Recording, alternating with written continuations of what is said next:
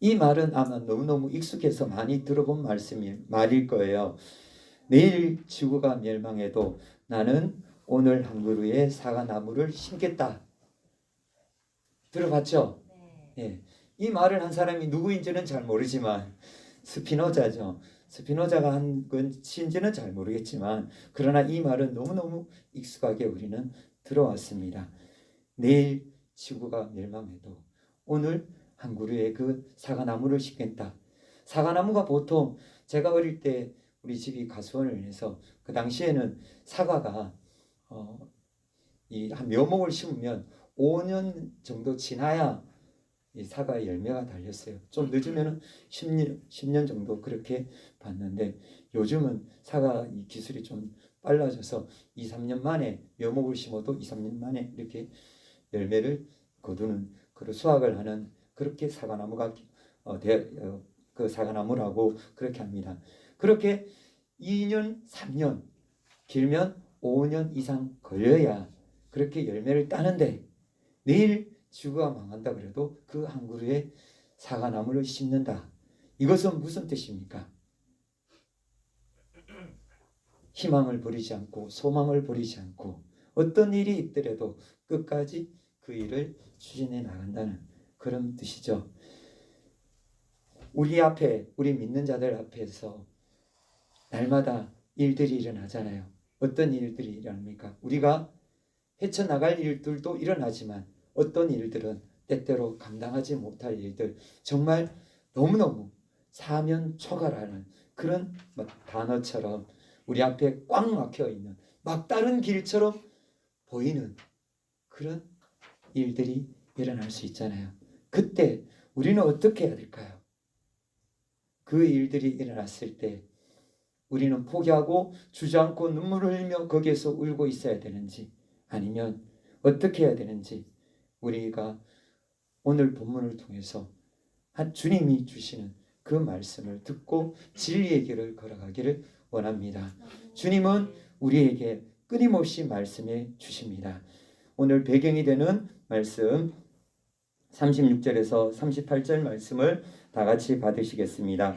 이에 예수께서 제자들과 함께 겟세마네라는 곳에 이르러 제자들에게 이르시되 내가 저기 와서 기도할 동안에 너희는 여기 앉아 있으라 하시고 베드로와 세베대의 두 아들을 데리고 가실새 고민하고 슬퍼하사 이에 말씀하시되 내 마음이 매우 고민하여 죽게 되었으니 너희는 여기 머물러 나와 함께 깨어 있으라 하시고 아멘. 아멘. 예수님께서 주의 만찬, 이제 최후의 만찬을 드시고 거기에서 주의 만찬식을 하시잖아요. 성만찬식이라고 부르는 그 주의 만찬식을 마치시고 예수님께서 하신 말씀이 너희들이 다 나를 버리고 도망갈 그것을 말씀하셨잖아요. 나를 버리리라. 그때 제자들이 결코 우리는 버리지 않겠습니다. 베드로가 그랬죠. 다 버려도 저만은 안 버리겠습니다. 그때 베드로에게 예수님이 너가 오늘 3번 나를 부인할 것이다 라고 말씀해 주시죠. 불과 5시간 만에 베드로가 3번 부인했다고 지난주에 말씀을 받았잖아요. 그렇게 5시간밖에 안 지났는 그 시간 안에 벌써 베드로는 부인을 하고 저주하며 맹세하고 예수님 모른다라고 그렇게 했었죠. 그렇게 이제 베드로뿐만 아니죠. 제자들이 예수님을 버리고 도망갈 것을 예수님 말씀하시고 예수님께서는 제자들과 어디를 가시느냐? 겟세마네로 가십니다. 겟세마네가 어디냐면 예루살렘 동쪽이에요. 예루살렘 동쪽에 감난산이에요. 감난산은 감남이라는 이것이 우리가 잘 좀 어색한데 잘 이해할 그런 단어인데 올리브로 그렇게 아시면 되는 거예요. 올리브 나무가 있는 곳이에요. 우리가 감람나무로 알고 있는 그것은 올리브 나무예요. 제가 성지순례 갔을 때 겟세마네 동산에 이제 올라가 봤어요. 겟세마네 동산 그러면 굉장히 울창하고 큰 이렇게 숲이 있을 것이라 생각하는데 실제로 가보면 그냥 올리브 나무 10그루 남짓 있을 그런 밖에 없어요.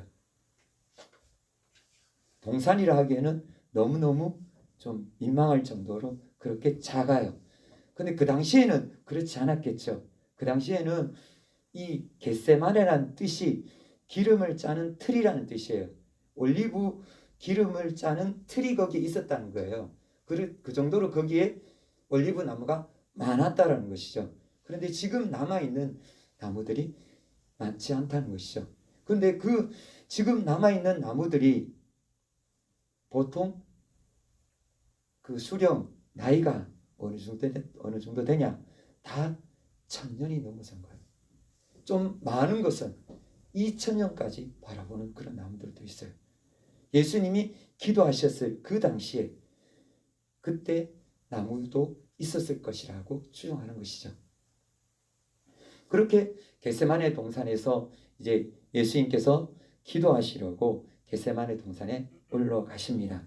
올라가실 때 먼저 오늘 본문에 보면 예수님께서 8명의 제자들을 밑에 놔두십니다.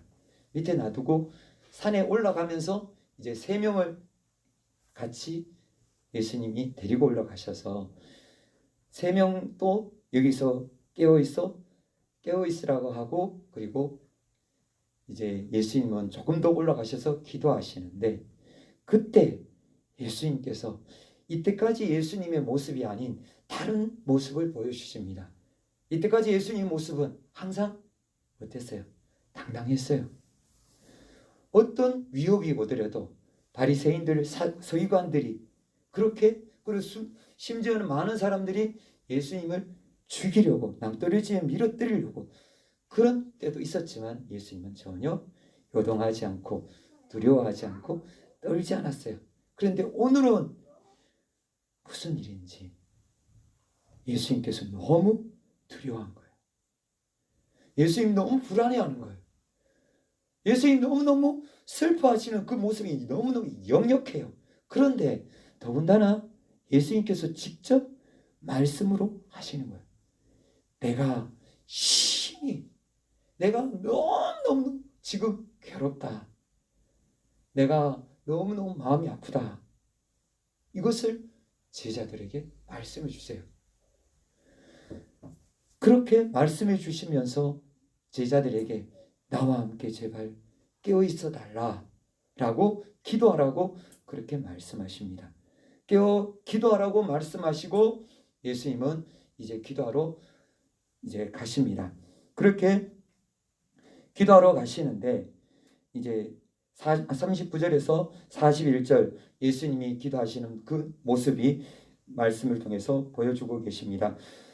39절에 41절 말씀 받으시겠습니다. 조금 나아가사 얼굴을 땅에 대시고 엎드려 기도하여 이르시되 내 아버지여 만일 할만하시거든 이 잔을 내게서 지나가게 하옵소서. 그러나 나의 원대로 마시옵고 아버지의 원대로 하옵소서 하시고 제자들에게 오사 그 자는 것을 보시고 베드로에게 말씀하시되 너희가 나와 함께 1시간도 이렇게 깨어 있을 수 없더냐. 시험에 들지 않게 깨어 기도하라. 마음에는 원으로되 육신이 약하도다 하시고 아멘. 예수님은 이제 제자들에게 깨어 기도하라고 그렇게 말씀하시고 나아가 혼자 기도를 하십니다.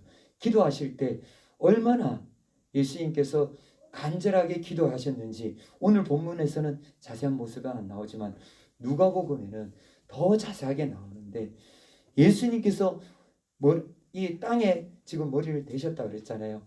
얼굴을 대시고 그리고 부르짖을 때 얼굴에서 떨어지는 그 땀방울이 땅에 떨어졌을 때 핏방울처럼 그렇게 떨어졌다라고 그렇게 말씀하시는 거예요.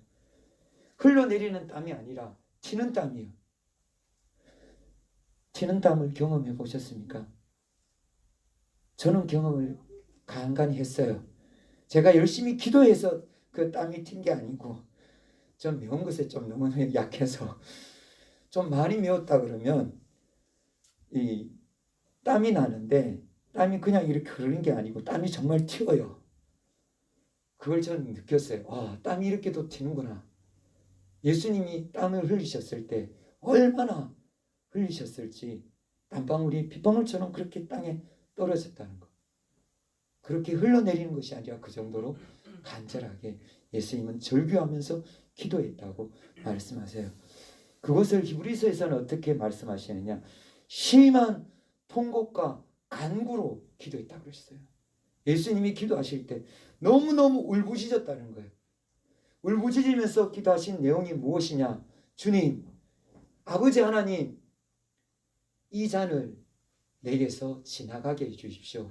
이 잔을 내게서 옮겨주십시오. 만일 할만하시면 제가 이 잔을 마시지 않고 지나가게 해주십시오.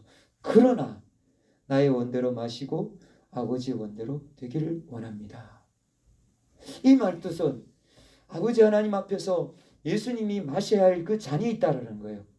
어떤 잔인지 구체적으로 말씀해 주시지 않았는데 그 잔으로 인해서 예수님이 지금 너무 힘들다는 거예요. 예수님이 너무너무 괴롭다라는 거예요. 그 잔을 예수님이 마시기 힘들다라는 거예요. 그 잔 마시지 않고 지나가면 좋겠습니다, 아버지. 그러나 제 뜻대로 하지 마시고 아버지의 뜻대로 되기를 원합니다 라고 그렇게 기도한 내용이에요. 예수님이 너무너무 괴로워하신 그 잔, 예수님이 힘들어하신 그 잔, 그 잔을 예수님은 받아들이겠다고 그렇게 말씀하시고 이제 제자들한테 돌아와 봅니다. 제자들한테 1시간 정도 지났어요. 돌아와 보니까 제자들은 어떻게 하고 있나요? 잠자고 있어요. 예수님이 어떻게 하신다고 그랬어요? 내가 지금 고민되어 죽겠다고 이때까지 그런 말씀 하신 적이 없는데 그렇게 힘들다고 그러는데 제자들은 뭐 하고 있어요? 잠을 자고 있는 거예요. 예수님이 너희들이 다 나를 버릴 것이라고까지 이야기했는데도 잠을 자고 있는 거예요. 그래서 예수님이 와서 깨웠죠. 베드로야, 야고보야, 요한아, 일어나라. 너희들이 어떻게 단 1시간도 이렇게 나와 함께 깨어있을 수 없느냐. 여기서 깨어있다는 것은 이 단어 뜻이 뭐냐면 깨어서 그 정신을 차리고 망을 보듯이 이렇게 주위를 둘러보듯이 이렇게 깨어있는 거예요. 경계병들이 깨어서 보초를 설 때 주위를 둘러보면서 이렇게 예수님을 지켜보면서 망을 보라는, 다른 사람들이 예수님 가까이 오는 것을 망을 보라는 뜻이 아니라 오늘 바로 나오죠. 그 41절에 시험에 들지 않게 깨어있으라는 거예요. 시험에 든다라는 거예요. 누가요? 제자들이 지금 시험에 들 그런 위험이 있으니까 시험에 들지 않게 깨어있으라는 거예요. 자기 자신이 영적으로 깨어서 주위를 둘러보고 있으라는 거예요. 정신 바짝 차리고 있으라는 거예요. 왜요? 예수님 곧 다 버리고 도망가니까요. 그렇게 다 도망가지 않도록 예수님은 끊임없이 제자들에게 말씀해 주시는데 제자들은 그 말뜻이 무슨 뜻인지 자기들은 예수님 절대로 안 버릴 거라고 그렇게 생각하고 거기에서 잠을 자고 있었던 것이죠. 안심하면서. 그때 예수님은 제자들을 깨워놓고 다시 기도하러 두 번째 이제 가십니다. 42절에서 또 43절 말씀 다 같이 받으시겠습니다. 다시 두 번째 나아가 기도하여 이르시되 내 아버지여, 만일 내가 마시지 않고는 이 잔이 내게서 지나갈 수 없거든 아버지의 원대로 되기를 원하나이다 하시고 다시 오사 보신즉 그들이 자니 이는 그들의 눈이 피곤함이로라. 아멘. 예수님이 다시 1시간 정도 더 기도하십니다. 1시간 정도 더 간절하게 주님 앞에, 아버지 하나님 앞에 기도하십니다. 아버지 하나님 앞에 기도한 내용은 앞에 부분하고 똑같습니다. 이 잔 지나가게 해주십시오. 이 잔 제가 마시기에 너무 힘듭니다. 아버지 하나님, 이 잔을 지나갈 수만 있다면, 제가 마시지 않고 이 잔이 지나갈 수만 있다면 아버지 하나님, 이 잔 제게서 지나가게 해주십시오. 주님이 너무너무 힘들어하는 그 잔, 이 잔이 도대체 무슨 잔일까요? 이렇게 주님은 너무너무 힘들어하시며 괴로워하신 이 잔, 그렇게 주님은 두 번째 또 그렇게 간절하게 기도하시고 제자들한테 또 오십니다. 1시간 정도 지나서 제자들이 오니까 제자들은 어떻게 해요? 역시나 또 잠을 자고 있습니다. 왜 잠을 잔다고 그렇게 기록하셨나요? 성경 말씀해 주시죠. 그들의 눈이 피곤함이로라. 지쳤다는 거죠. 육신이 지쳤어요. 몸이 지쳐 있는 거예요. 몸이 지쳐 있다 보니까 그래서 그들이 이제 다 3명 다 잠을 잘 수밖에 없었다라고 그렇게 말씀해 주고 계시는 거예요. 그렇게 육신의 피곤함을 말씀해 주시고 예수님은 그들을 또 어떻게 해요? 불쌍히 여기시는 거죠. 안타깝게 여기시는 거죠. 그들의 눈이 피곤함일러라 라고까지 말씀해 주시면서 예수님은 그들을 불쌍히 여기시고 그 다음에 어떻게 하시냐? 예수님은 그들을 깨웠다라고 그렇게 성경은 말씀해 주시지 않으셔요. 그런데 그냥 그대로 두시고 가세요. 세 번째 또 예수님 혼자 홀로 기도하러 가십니다. 물론 제자들 중에서는 제가 봐서는 세 번째를 알고 있었기에 누군가는 깨웠었겠죠. 깨어났다가 예수님 또 기도하러 가시는구나. 그리고 다시 이제 잠들어 버린 것이죠. 그렇게 해서 44절에서 46절 보면은 또 그들을 두시고 나아가 세 번째 같은 말씀으로 기도하신 후 이에 제자들에게 오사 이르시되 이제는 자고 쉬라. 보라 때가 가까이 왔으니 인자가 죄인의 손에 팔리느니라. 일어나라 함께 가자. 보라 나를 파는 자가 가까이 왔느니라. 아멘. 세 번째도 역시 동일하게 이렇게 기도하시는 거예요. 세 번째도 동일하게 아버지 하나님 앞에 이 잔을 지나가게 해 주시옵소서. 옮겨 주시옵소서. 그렇게 주님은 간절하게 하나님 앞에 기도를 드립니다. 이 잔이 도대체 어떤 잔이기에 주님은 너무너무 힘들어하고 괴로워하면서 이 잔을 받으시기에 힘들어하셨을까요? 그리고 주님은 끝까지 나의 원대로 마시고 아버지의 원대로 되기를 원합니다 라고 3번 간절히 기도하시고 난 다음에 이제 주님 안에서는 확신이 들어서신 것 같아요. 이제 이 잔을 받으시기로 주님은 그렇게 결정하시고 그렇게 해서 이제 잡히시려고 제자들한테 다시 와서 제자들을 깨워서 8명이 기다리는 그 제자들이 있는 곳으로 내려갑니다. 이제 내려가서 거기에서 이제 예수님이 붙잡히러 가시는 것이죠. 이 잔, 예수님이 마시기에 너무너무 힘들었던 이 잔이 어떤 잔이냐? 시편 75편 8절 말씀에 이 잔에 대해서 말씀해 주십니다. 여호와의 손에 잔이 있어 술거품이 일어나는도다. 속에 섞은 것이 가득한 그 잔을 하나님이 쏟아내시나니 실로 그 찌꺼기까지도 땅의 모든 악인이 기울여 마시리로다. 아멘. 이 잔이 어떤 잔이냐? 진노의 잔입니다. 누가 진노하신 거예요? 하나님요. 하나님이 진노하셨다고 그러는 거예요. 이 잔이 그 술잔에서 거품이 일어나는 거예요. 술잔에서 거품이 일어난다는 것은 우리 발효된다는 거 아시죠? 어릴 때 저는 또 이 시골에서 자라서 그런 걸 경험을 좀 했어요. 시골에 자라면은 이제 과거에는 금주령이 아니죠. 금주령이 아니고 그 술을 못 만들도록 그렇게 만들었죠. 술을 담지 못하도록 쌀 소비를 억제하기 위해서 어떻게 하든지 술을 못 만들도록 그렇게 했어요. 그걸 어릴 때 이제 어른들이 정부에서 그렇게 한다고 다 지키나요? 아니잖아요. 그래서 어떻게 해요? 몰래 술을 만들어 드셨어요. 술을 만들면 이제 방 안에다가 이제 묻거든요. 방 안에 이렇게 덮어놓으면 이불이라든지 이런 걸 덮어놓으면은 거기에서 보글보글 아니면 꾸룩꾸룩 그런 소리가 들려요. 그 독 안에서 그게 발효가 되는 소리죠. 정확하게 무슨 소리인지 그 당시에는 몰랐지만 그때 제빵왕 김탁구 아시죠? 그 드라마를 보면서 알았어요. 아, 저 소리가 그 소리구나. 저도 어릴 때부터 많이 들었던 소리였거든요. 그 술독에서 나는 소리를. 그래서 아, 발효되는구나. 그런데 그 술잔에 있는데 그 술잔이 발효가 된다는 거예요. 그 뜻이 무슨 뜻인가요? 하나님께서 참으신다는 거예요. 술잔 안에 있는 그 술이 발효될 정도까지 하나님이 참고 기다리고 계신다는 거예요.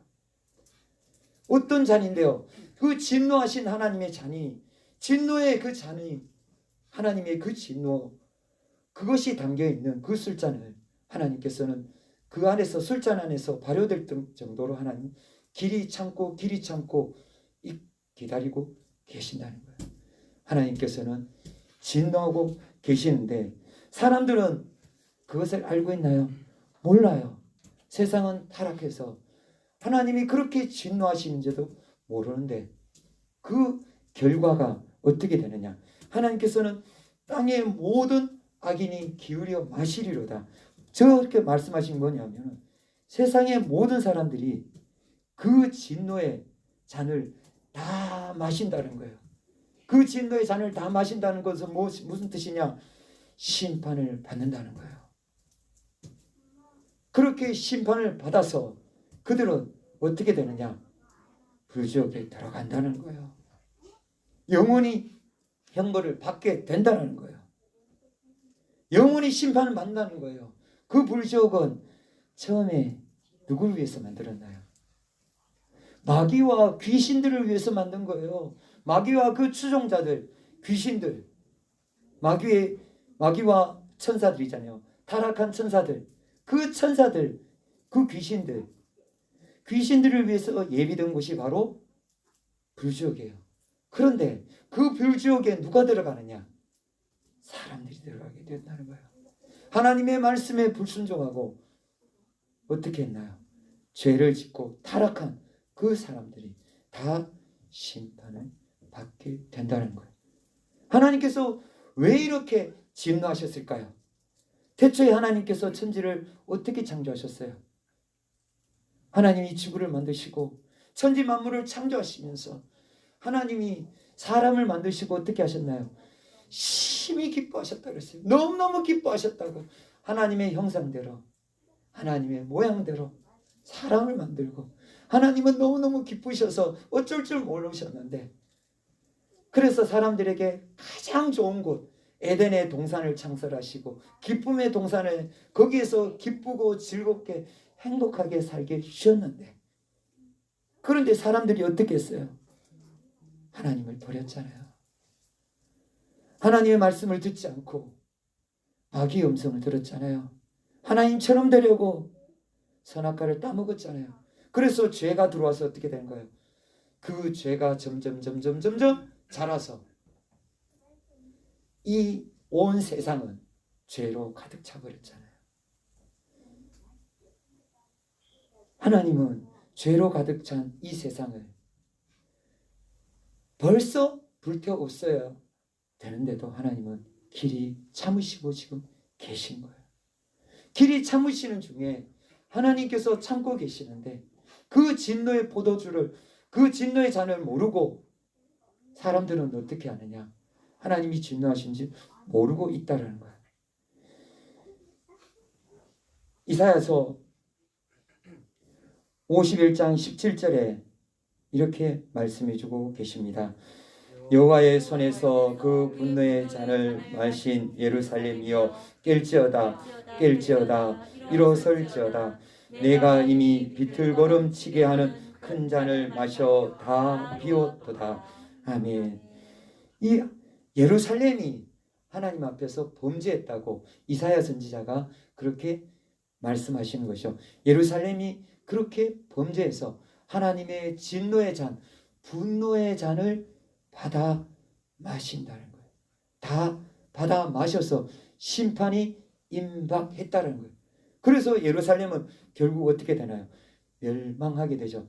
그런데 그들의 모습이 어떻게 되느냐?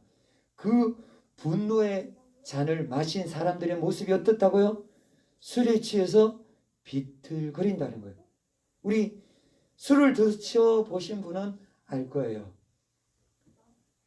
술을 마시면 어떻게 되는지 알 거예요.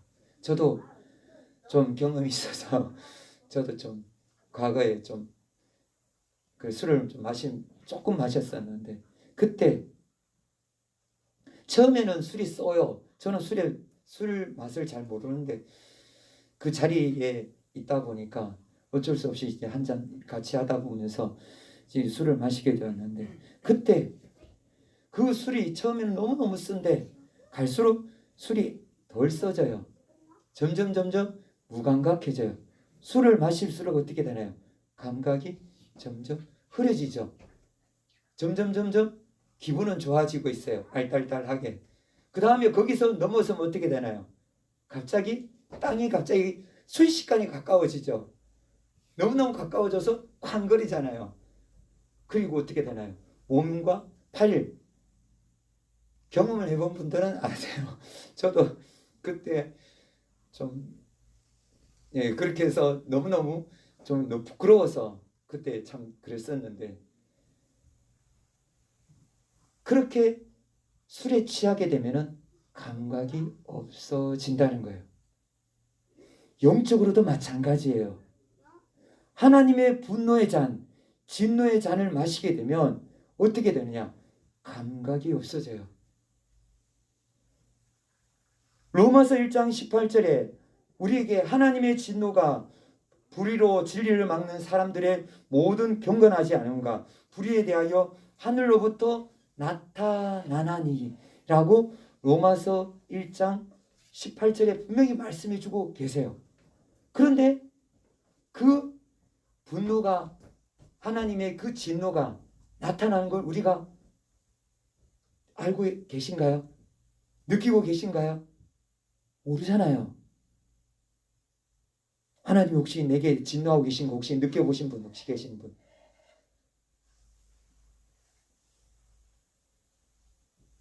전혀 없으시죠? 왜 그럴까요? 하나님의 진노, 분노의 그 표현의 방식, 그것이 어떤 것이냐는 거예요. 하나님은 어떻게 분노하고 계시냐는 거예요. 그걸 우리가 모른다는 거예요. 하나님이 길이 참으시는 게 어떻게 참고 계시는 것을 그걸 모른다는 거예요. 그래서 로마서 1장에서는 하나님께서 정말 분노하고 진노하고 계신 그 모습이 어떤 모습인지 우리에게 생생하게 보여주시는 거예요. 하나님께서 우리에게 말씀해 주시는 것이, 하나님을 알지만은, 로마서 1장에 보면 하나님을 알지만 하나님을 영화롭게도 하지 않고 감사하지 않고 그 마음이 어리석게 되어서 미련한 마음이 하나님을 없다 하고 누구를 섬기느냐? 우상을 숭배한다는 거예요. 하나님을 섬기지 않는 대부분 사람들은 누구를 섬기고 있나요? 우상을 숭배하고 있어요. 우상 숭배하고 있고, 또 다른 피조물뿐만 아니라 우상이라 하면 믿는 사람들도 우상을 때때로 숭배하잖아요. 돈, 쾌락, 그리고 하나님보다가 더 좋아하는 그 보이는 것과 무형의 모든 것을 다 우상이라고 주님은 말씀해 주셨잖아요. 하나님보다가 더 사랑하는 그것들을 갖고 있다라는 거예요. 가지고 있다라고 그렇게 말씀해 주시는 거예요. 그래서 우상 숭배하고 있고, 그 다음에 또 어떻게 하느냐? 사람들이 그 동성애를 하게 된다는 거예요. 동성애는 과거에서 성경의 기록에 소돔과 고모라에서도 분명히 나왔어요. 그러나 지금도 있어요. 과거에서부터 지금까지 끊이지 않게 있었던 죄예요. 그 죄, 그렇게 그런 죄를 끊임없이 짓고, 그리고 또 어떤 죄들이 있느냐?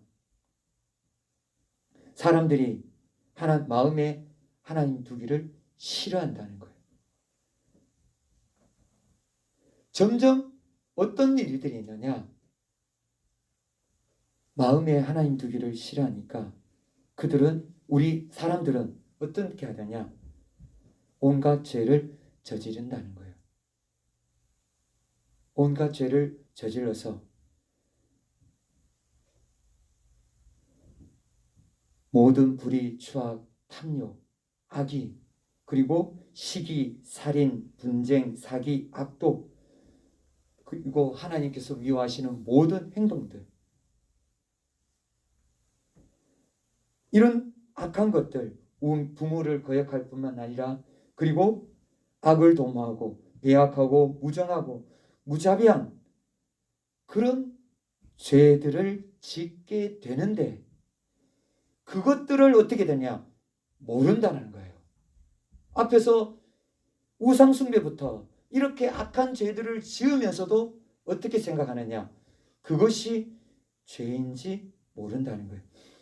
하나님의 진노의 잔을, 분노의 잔을 마시면 이렇게 죄에 대해서 무감각해진다는 거예요. 그것이 하나님이 진노하셨다는 거예요.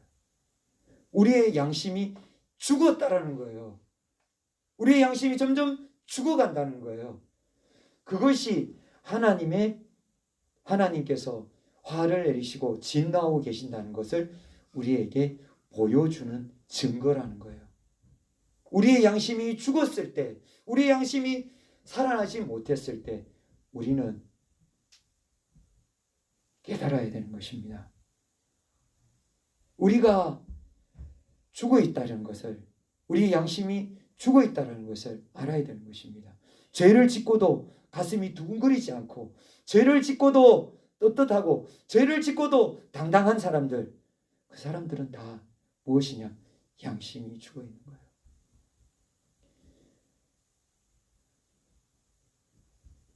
그 죽은 양심,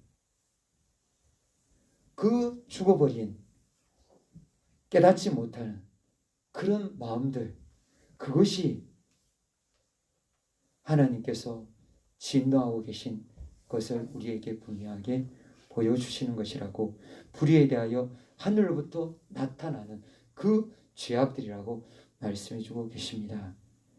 그 분노의 잔에 취하게 되면 이렇게 죄를 짓고도 당당하고 도리어 죄를 더 권장하는 거예요. 그렇게 사람들은 죄로 하나님의 그 진노의 잔을 그렇게 마시게 되는데, 그 잔을 누가 마셨느냐? 사람들은 그 잔을 다 마시는데 그 잔을 예수님이 대신 마셔주시는 거예요. 하나님께서 진노하신 그 진노의 잔, 그래서 예수님이 그 진노의 잔을 대신 받으셔서 마셔주셔가지고 예수님이 받으셔서 그래서 양심을 살려주는 거예요. 그래서 예수님 믿는 사람들의 죽은 양심이 다시 살아나게 되는 것입니다.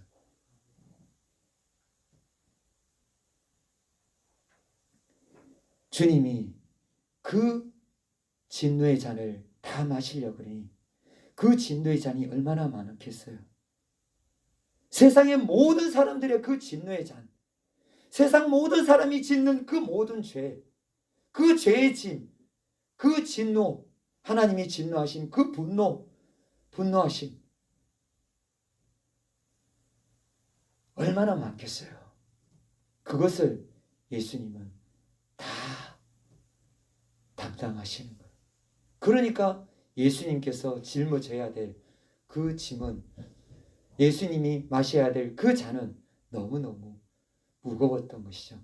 그래서 예수님이 그 잔에 대해서 너무너무 힘들어 하셨던 것입니다. 그리고 두 번째는 고난의 잔입니다. 예수님이 이사야서 53장 5절 6절에서 말씀하신 것처럼 그가 찔림은 우리의 허물 때문이요 그가 상함은 우리의 죄악 때문이라. 그가 징계를 받음으로 우리는 평화를 누리고 그가 채찍에 맞음으로 우리는 나음을 받았도다.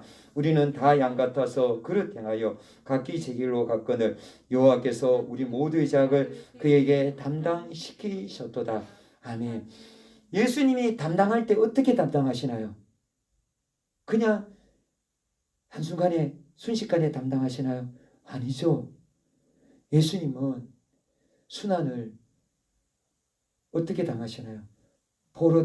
붙잡혀서 거기서 잡히셔서 거기서 조롱당하고 거기서 멸시당하고 무시당할 뿐만 아니라 하나님을 무시하는 멸시하는 침뱉고 그렇게 조롱하는 그들을 다 용서하시고 또 거기에서 예수님은 이제 채찍을 맞으시잖아요.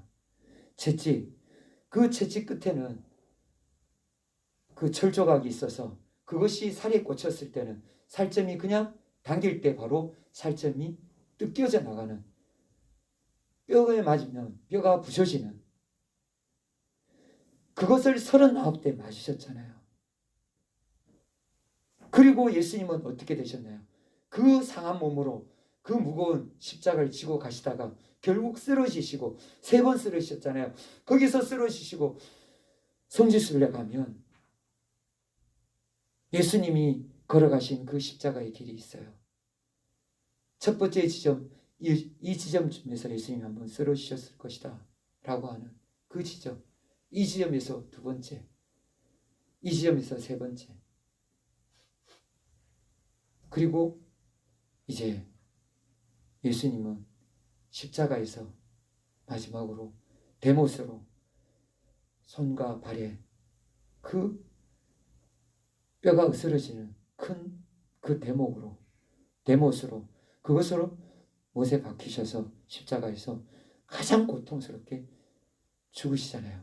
로마에서 반란이나 그런 악행 가장 극형으로 처벌하는 사람들에게만 내렸던 것이 바로 이 십자가인 벌인데 그 고통, 그것으로 사람들에게 다시는 그런 죄를 짓지 못하도록 그렇게 사람들에게 보여주기 위해서 십자가의 형벌을 가했는데 그 벌을 예수님이 받으시면서 우리의 죄를 위해서 십자가에서 피 흘려 죽으신잖아요.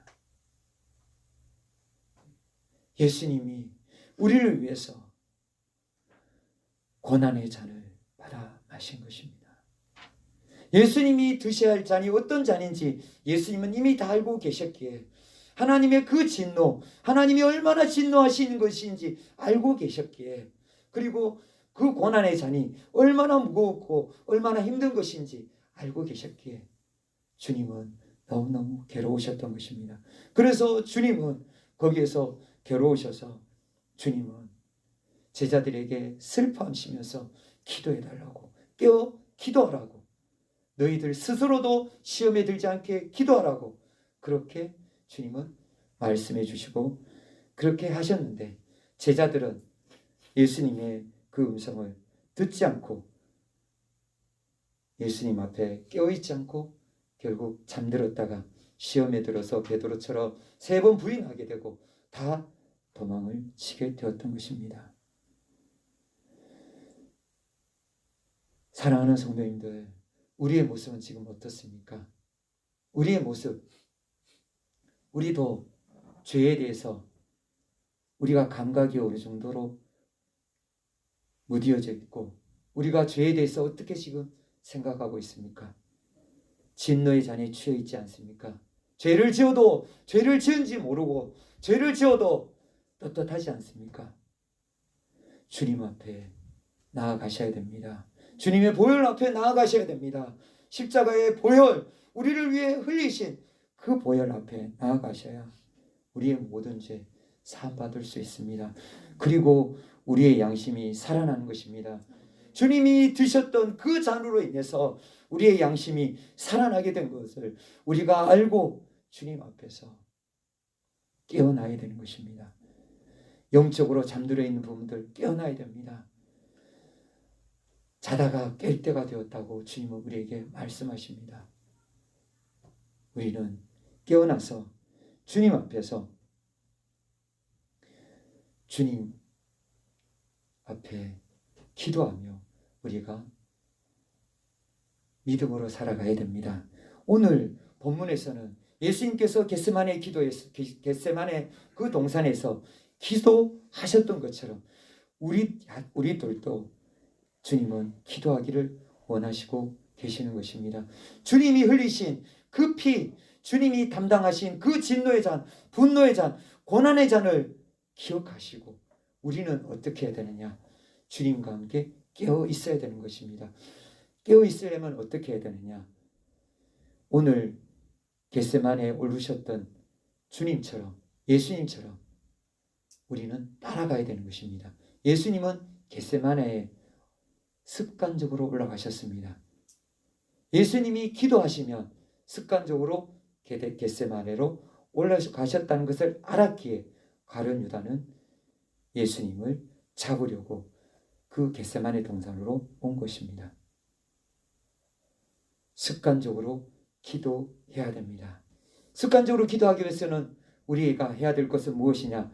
기도 시간을 정해야 되는 것입니다.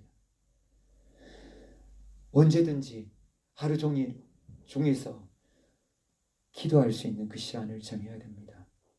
예수님이 말씀하신 것 들어야 됩니다. 1시간도 깨어 있을 수 없느냐? 1시간 기도해야 됩니다. 아무리 못해도 1시간은 기도 시간을 정하고 1시간은 기도해야 됩니다. 그리고 또 기도의 장소를 정해야 됩니다. 겟세마네가 주님 앞에 기도의 장소였던 것처럼 우리가 기도의 시간과 기도의 장소를 정하고 우리가 안에서 날마다 우리가 양심이 살아있는지, 죄에 대해서 둔감한지 아니면 죄에 대해서 민감한지 우리는 돌아보면서 하나님 앞에 깨어 있어야 됩니다. 주님 앞에 깨어 있지 않으면 우리는 영적인 전쟁터에서 우리는 질 수밖에 없습니다. 기도할 때 우리 게임 좋아하잖아요. 게임 우리 학생들 좋아하는데 게임할 때 저는 게임을 잘 못해요. 그런데 게임할 때 업데이트를 자꾸 시키잖아요. 무장을 하고 거기다 뭔가 더 추가시키고 자꾸 해야 되잖아요. 그래야 상대편을 이길 수 있잖아요. 기도는 그거와 똑같은 거예요. 우리가 영적으로 점점 무장할 수 있는 것은 기도밖에, 말씀을 가지고 기도하는 수밖에 없어요. 우리는 영적으로 깨어있고 무장을 점점 하기 위해서는 기도로 하나님 앞에 엎드릴 때 하나님이 우리를 덮으시고 하나님이 능력으로 함께 하시고 우리와 함께 하시기에 우리는 점점점 이겨낼 수 있는 거예요. 무엇을 이겨낼 수 있는가요? 죄의 유혹에서 이길 수 있는 거예요. 하나님의 진노의 잔을 깨닫게 되고 하나님이 분노하시는 것을 깨닫게 되고 죄로부터 우리의 양심이 깨어나서 멀어지게 되는 거예요. 그렇게 날마다 우리가 하나님 앞에서 기도함으로 시간을 정해놓고 장소를 정해놓고 기도하는 우리 모두 되기를 원합니다. 교회에 와서 기도해야 됩니다. 언제든지 오셔서 기도하시면 제가 거의 교회에 머물고 있기 때문에 기도하시면 함께 기도하고 그렇게 하시면 됩니다. 기도하셔서 영적으로 무장해서 날마다 승리하는 우리 모든 성도님들 되기를 축복드립니다.